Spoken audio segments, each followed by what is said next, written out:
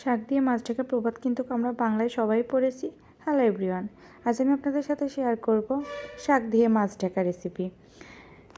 কথাটা হাস্যকর হলো, কিন্তু খুবই মজার এই রেসিপিটা। প্রথমে আমি কড়াই তেল দিয়ে দিব, এরপর এখানে নুন হলুদ মাখিয়ে রাখা মাছটা দিয়ে দিব। এবার খুব ভালোভাবে এই মাছটা আমি ভেজে নেব, যতক্ষণ পর্যন্ত এক পাশটা ভালোভাবে লাল লাল না হয়ে আসে ততক্ষণ পর্যন্ত ভেজে নেব। এরপর মাছটা আমি খুব ভালোভাবে কড়া করে ভেজে নিয়েছি। ভাজা হয়ে আসলে আমি মাছটা নামিয়ে নিব।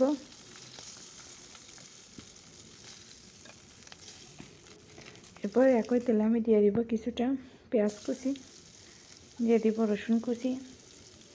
তাহলে এখানে রসুন পেঁয়াজটা আপনারা বাটাটাও ব্যবহার করতে পারেন। এরপর এখানে দিয়ে দেব কিছু জিরা ফোড়ন। এটা খুব ভালোভাবে নেড়ে নিয়েছি। হালকা যখন লাল লাল হয়ে আসবে পেঁয়াজ, তখন সামান্য পানি দিয়ে দেবো, যাতে এই পেঁয়াজ রসুনটা পুড়ে না যায়। এরপর এখানে আমি কাঁচা পাকা মরিচ বাটা দিয়েছি।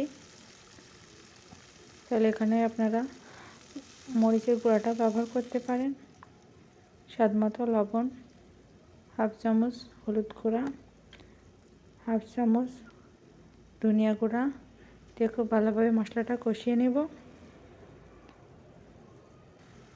কষানো হয়ে আসলে এখানে কেটে ধুয়ে রাখা আলুটা আমি অ্যাড করে দেব। এটা খুব ভালোভাবে মশলার সাথে কষিয়ে নিব।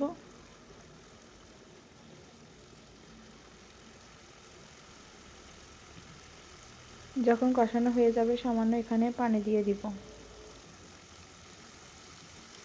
যাতে আলুটা সিদ্ধ হয়ে আসে।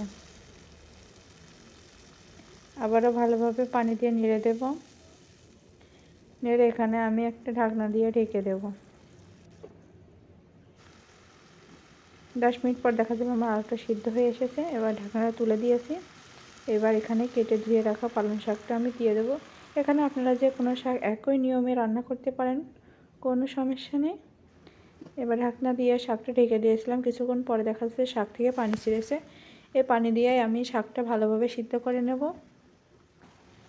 শাকটা যখন সিদ্ধ হয়ে আসবে এখানে আমি ঝোলের জন্য পানি দিয়ে দেব। পানিটা যখন ফুটতে শুরু করবে তখন ভেজে রাখা মাছটা আমি দিয়ে দেব। দিয়ে এখানে আমি 5 মিনিট ঢেকে দেব। 5 মিনিট পরে ঢাকনাটা তুলে দেব। বেশিক্ষণ ঢাকনা দিয়ে ঢেকে রাখার দরকার নেই, কারণ দেখা যাচ্ছে শাক থেকে আরও পানি বের হবে। প্রায় আমার রান্নাটা হয়ে গেছে। এবার দিয়ে দিলাম জিরা গুঁড়ো সবশেষে। তৈরি হয়ে গেল আমার শাক দিয়ে মাছ ঢাকা রেসিপি। আশা করি রেসিপিটা ভালো লেগেছে। ভালো লাগলে পেজ ফলো করে দিবেন। আল্লাহ হাফেজ।